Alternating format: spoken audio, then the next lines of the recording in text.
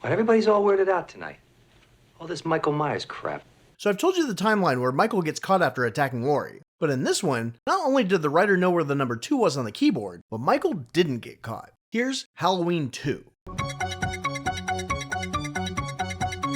Repeating for those of you who just tuned in, 3 people are dead tonight as the result of an attack by an escaped mental patient. So we pick back up after Dr. Loomis saved Laurie. He checks the Michael-shaped part of the yard where he fell and finds blood, but no trace of where he went. He's gone. He's gone from here. The evil is gone. Then a neighbor comes out and Loomis tells him to call the police, but the neighbor won't do it because even after hearing 6 shots next door, he thinks this 60-year-old man might be playing a Halloween prank. Why do they do it?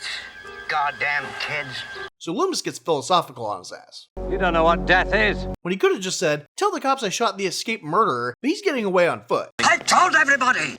Nobody listened. Michael goes down the alley and sees some kids, a dog, and Loomis having a breakdown in front of Brackett. He's not human. They figure Michael has to be close, but neither of them notice the barking dog like half a block away. Heightens my sense of security. Michael didn't kill it? No, he's more worried about getting caught than getting a snack. Either that or he's still full from the dog he ate earlier. This was delicious, but it is filling. He sneaks into this old couple's house, where apparently this woman got out of bed to make her lazy-ass husband a sandwich. She has this huge chunk of meat and a big-ass knife to prepare it, but when she asks her husband what he wants on it, she sees that he fell asleep on the couch. He's been at the country club. I think he's drunk. She gets distracted by the news telling her about the murders, so she doesn't notice Michael come in, steal the knife, and fuck off. You never paid any attention. And he doesn't kill them either? No, either because they're too old and are gonna die soon anyway, or because he's mellowing. Don't underestimate it. The old chick goes back to finish making the sandwich, but realizes that the knife is gone and that she wouldn't have put ketchup on a ham sandwich. How about mustard? That just sounds disgusting. Then after hearing her neighbor scream, this small town girl who's probably lived next to these people her whole life doesn't go over to check on them. She just yells from her backyard, and when her elderly neighbors don't respond, she's like, she's a bitch anyway. His wife's always picking on him. Are you asleep again? Probably got angry and decided to start beating her. Then her friend calls, and since Midwesterners cannot not answer a phone, she shrugs off having potentially dead neighbors to go gossip. Her friend tells her about the murders, but her dumbass doesn't connect the scream she just heard and has her back to the unlocked door she just came through. So of course, Michael comes in without her hearing. She's a goddamn moron anyway. Then when she does notice, she stupidly doesn't run out the front door and instead goes towards the open door, knowing there's a killer on the loose that just attacked a block away. So she gets stabbed and she dies. It's your own fault, and I don't feel a bit sorry for you. Meanwhile, Dr. Loomis is with Sheriff Brackett looking for Michael. Loomis is freaking out and keeps waving his gun around the car. Then he sees a tall guy in a William Shatner mask behind a bunch of kids and jumps out screaming, waving his gun, shouting orders. What does you fellas usually do? Fire a warning shot? The guy just walks away with his bag of candy, staring at the armed raving lunatic. If you don't, it's your funeral. Then he gets hit by a cop car, which hits a van, which blows up, and he dies. Boy, that escalated quickly. Brackett's understandably pissed, but keeps asking Loomis if the guy on fire with a mask over his face is Michael. Because I know him. But as they're dealing with that, another cop comes up and tells Brackett about the murders that have already been on the news. It's not like he has a radio he could have used or anything. Get your ass over here. But the reason Deputy Hunt came in person is to tell him that Annie's dead. So they, including Loomis, hop in the car to go look at her dead body. Why would he go? Shut up. Would you want to leave behind the guy who almost opened fire on trick-or-treaters? And a lot of other kids are going to be slaughtered tonight. That, and so Brackett can yell at him. Which he does after seeing her, since his deputies allowed the EMTs to roll her out in front of the reporters for him to identify. Compassion's overwhelming. So not only do they get pictures of the body and the grieving father, but they also get Brackett yelling at Loomis for letting Michael out, and Loomis telling the deputy that Michael might not be dead, and that they might have just killed somebody else who also got his Halloween mask from the hardware store. Who do you think it was? Then even after they realize the reporters are hanging on every word, Loomis continues to talk about Michael like he's invincible. I tell you, this isn't a man. He wants a dentist to go to the hospital to identify the body, but Michael's really still alive, and bumps into this kid rocking to the news on his boombox. Yes, it's very cool.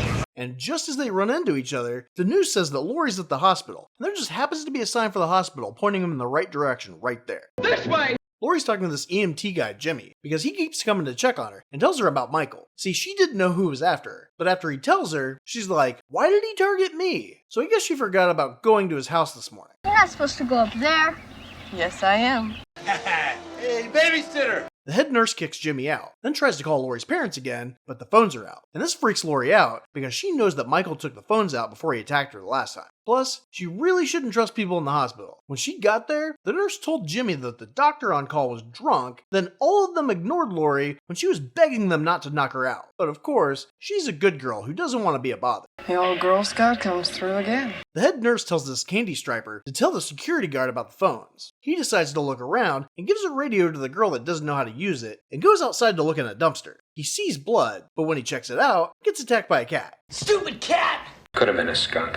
Could have. So now he no longer gives a shit about the blood, but he does see that the hospital storeroom's broken into. Apparently, the same person who taught Michael how to drive also taught him how to pick locks. This could jeopardize our whole rehabilitation program. He radios the candy striper to go to the sheriff's station, but she doesn't know how to use the radio, so she doesn't get the message, which is not how radios work. So apparently he didn't even turn it on for her, because she would have fucking heard that. God damn it, open your fucking ears! Then, even though she didn't respond, he decides to keep looking around, and Michael hits him with a hammer, and he dies. Does it hurt a lot? Loomis and Hunt are looking at fake Michael's body with the dentist. He says that they'll have to do a dental impression and x-rays to ID the body. And since that's going to take hours, Loomis convinces Hunt to treat it like Michael's still alive and have all the officers that they just told to stop looking to go back out. Well, it's going to take more than fancy talk to keep me up all night crawling around these bushes. Then they go to the Myers house where an angry-ish mob is throwing rocks through the windows, even though a deputy's standing on the roof asking them not to throw rocks at him while he's investigating. Loomis is like, this is perfectly normal, and checks his gun again. I shot him in the heart! Some kids come up to Hunt and tell him that Ben Tramer hasn't been seen after leaving a party drunk. He was also wearing a stupid mask, probably hoping his parents wouldn't realize how fucked up he was. And since he fits the description of the fake Michael, they want to check out his dental records too. And if you remember from the first story, Annie set Lorie up on a date with Ben. And since Annie died before she could call Ben to cancel, if this is Ben Tramer, Lorie doesn't have to go on a date with a boy she has a crush on anymore. Because he's dead. At the hospital, this other EMT's convinced a slutty nurse to abandon the kids in the maternity ward to go bang them in a hot tub. You better come quick. The hospital has a hot tub? Yeah, it's like a therapy tub. But for some reason, the controls are in a separate room, and the temperature goes up to death levels. So Michael turns up the heat on him, so the EMT goes to check it out, and he dies. Oh, you idiot! Then Michael shoves her head in the hot tub as it heats up, and she dies. Never going to another Halloween party. Her face is also blistered to shit, but his hands aren't even red. This isn't a man. Jimmy checks on Lorie, again, but she's in shock or some shit. So the candy striper goes to find the doctor, but he's dead. And after finding her boss stabbed in the eye with a syringe, she just slowly backs up right into Michael, who stabs her in the eye with another syringe, and she dies. Totally. Michael goes into Lorie's room, where she was left unattended in what they think is a medical emergency, and he tries to stab her. But she pulls a sneaky, and he just stabs pillows. She's actually hiding in another room, while Michael roams the halls, then just curls up on the floor and takes a nap. I don't want to play no hide and seek. Stupid. This other nurse goes looking for the security guard, and is about to go in the room Michael's hiding in, but is stopped at the last second by Jimmy. He tells her to go check one part of the hospital, then go to the cops because he can't find anybody else who works there. But when he goes to look for Lorie, he finds the head nurse dead. It seems that Michael bled her out, then he slips on her blood and gets knocked the fuck out. Leave me alone! The other nurse tries to leave, but her car won't start. When she gets out, realizes that her and everyone else's tires are slashed, so she can't leave. What does the tires being slashed have to do with the car not starting? Nothing, but in horror stories, for some reason everybody's cars have to have trouble starting. What's the matter with it? Wet. So the nurse goes back into the hospital just as Lorie starts roaming around the halls again. And just as she gets Lorie to stop and look at her, Michael stabs her with a scalpel and lifts her up for Lorie to see how strong he is. And she dies. Are you okay? Then he goes after Lorie. She tries to hide, but then runs into the security guard's body and stupidly screams, letting the man who's trying to kill her know exactly where she is. Trapped in a room with only one window to climb out of. Guys think I'm too smart. She manages to get out just as Michael gets to her and tries to stab her with the scalpel. And then he's able to slowly catch up to her as she waits for the elevator. But luckily, it closes just in time to keep him out, because obviously he couldn't put a little pep in his step to catch the girl in a kill box that he's been stalking for the last 18 hours. Hey, babysitter! She runs outside and hides in a car, but Jimmy comes out, gets in the same car, but it won't start. Oh, is it because of the tires? Yes, because of the tires. Smartass. But because he got a concussion from slipping in the gallon or so of nurse blood, he passes out on the horn. And Lorie's like, what the fuck, dude? It's not like I'm trying to hide or anything. He pulls him off. He'll find her! That's what he does! That's all he does! Must have found a new shirt too, because, yeah.